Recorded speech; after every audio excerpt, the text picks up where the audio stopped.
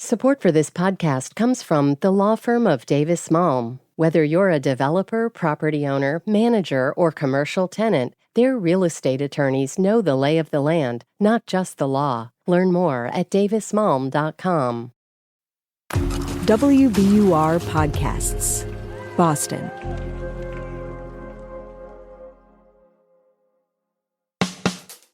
I'm Daryl C. Murphy, and you're listening to The Common.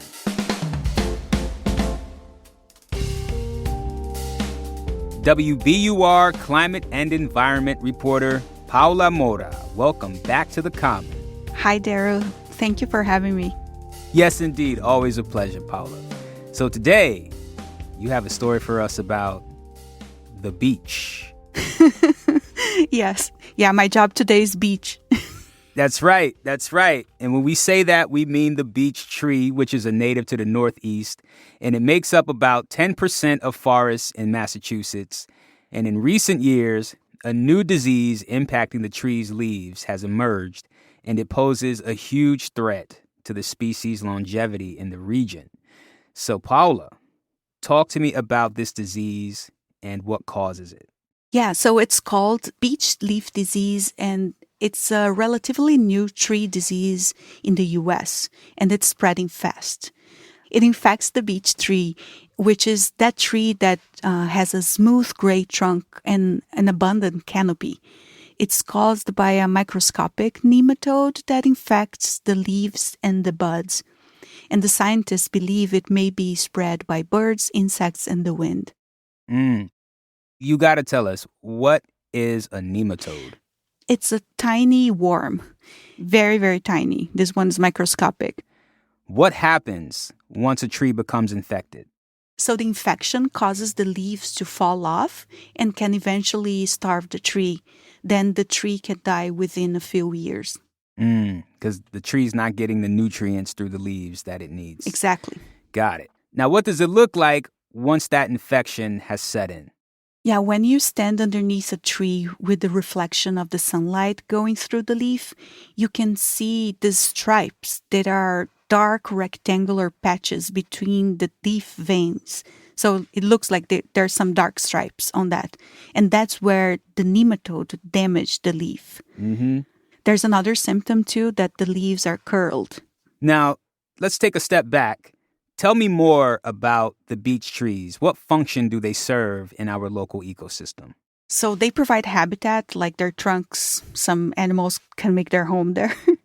And animals like bears, wild turkeys, white-tailed deer, squirrels, chipmunks, and others, they feed on beech nuts. So that's a lot of animals that are relying on this tree.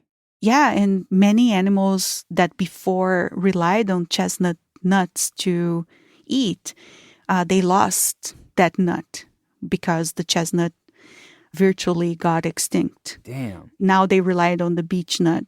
It's important to keep the beech trees so they have this food. What do we stand to lose if we lose the beech tree, like we've lost the chestnut tree?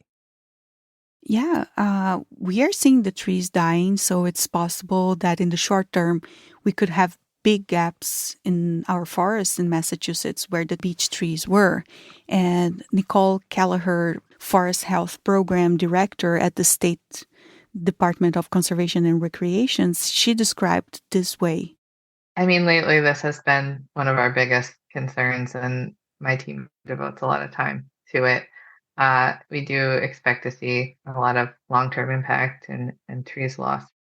So with that said, who is working to save the beech trees? Who's got their capes on right now?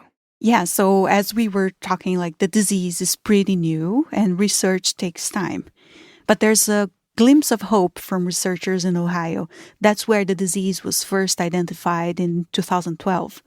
The most promising treatment so far comes from a chemical that typically is used as a fertilizer. I interviewed Robert Moura, a forest pathologist with the state of Connecticut. Let's hear from him. In very simple terms, it is believed that it stimulates the plant's defenses. When they've treated trees with the fertilizer, they find that those trees seem to be healthier. more of the buds survive and thrive even with the nematode on it. There's another hope for the long term, also from Ohio, that these researchers are studying seemingly resistant trees. And this could be a hope that they could breed them or use them in reforestation. But this study is still ongoing as well. And so we don't know if there are other factors that are helping the trees. But what they see is that in a place where there are a lot of trees succumbing to the disease, some of them are just doing great. They have very little symptoms. So they say, well, maybe they're resistant. So they are trying to prove that and see if that's the case. Super beech trees. Yes.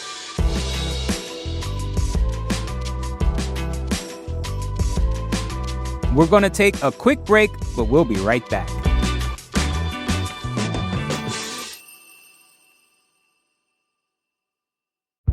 Did you kill Marlene Johnson?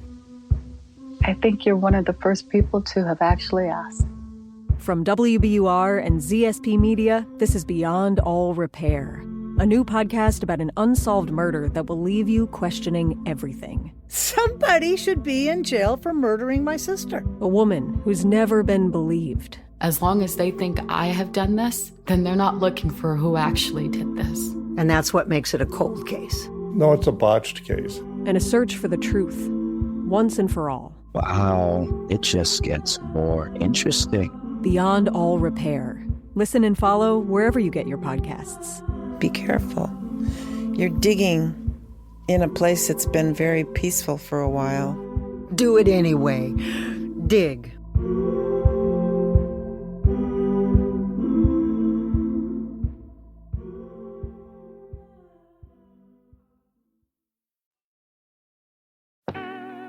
And we are back with more from Paula Moura. So we have this special fertilizer that can possibly be a really big key to saving these trees. And then you have trees that may not need saving. They're resistant to this nematode. What kind of timeline are folks working against to slow down or stop beech leaf disease? Just to give an example, it took 5 years just to confirm that infection was caused by a nematode. So researchers say finding treatments will take more time. Yeah. The world of forestry, trees, they take so long to grow. So it's a slower process than, let's say, a disease in humans. Let's hear from Nicole Kelleher again from the State Forest Health Program. It's totally new for everyone in this field. There is a lot of work going into investigating different chemicals and methods and methodologies, but it's a slow process. Okay, so aside from this, there are other threats out there. Climate change, that's hard on trees. We also have invasive species such as the lanternfly. How does that all factor into the fight to save the beech trees? Yeah, as you said, there's climate change and there are also like invasive species threatening our forests. But there might be some good news here. It's too early to know the impact of climate change on beech trees. But in general, they have been more resilient to extreme weather exacerbated by climate change, like heat and drought, in comparison to other trees. On the other hand, the beech trees have already faced something called beech bark disease. It's been there for almost a century now, and it's a combination of an insect and fungus attacks on the tree trunk, and this infection spread all over Massachusetts and wiped out most large beech trees in the forest. Damn. Yeah, it seems the beech trees that are infected by beech bark disease are more susceptible to the beech leaf disease, but we don't know yet. You got beech bark disease, beech leaf disease. Damn, pray for the beech trees. It's rough out here for a beech tree. Is there anything that folks like you and I can do? You know, we're not in the forest every day trying to save trees. What can we do to help stop the disease? For now, there's not much to do. But if you have beech trees in your backyard, for example, you can keep them healthy by making sure they have nutrients and water them regularly. This way, they will be stronger and have a better chance of fighting the disease. So let's say I'm out and I see a tree and it looks like it's infected by beech leaf disease. Who should I call? Ghostbusters. You can file a report to the state because they are monitoring the spread of this disease. It's a survey on the website of the Department of Conservation and Recreation, and the link will be on our story about the topic, which is at WBUR.org. Okay.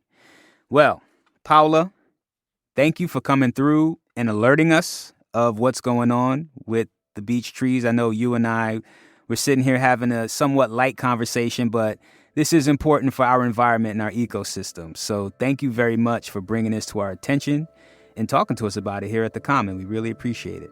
Thank you so much for having me and for your interest in the topic.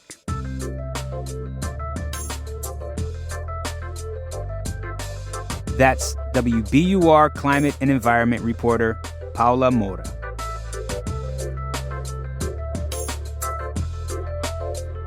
And that's our show for today. Thank you so much for listening to The Common. If you want to get in touch with us, hit us up on Instagram at WBUR The Common or send us an email at thecommon@wbur.org. I'm Daryl C. Murphy, and I will talk to you tomorrow.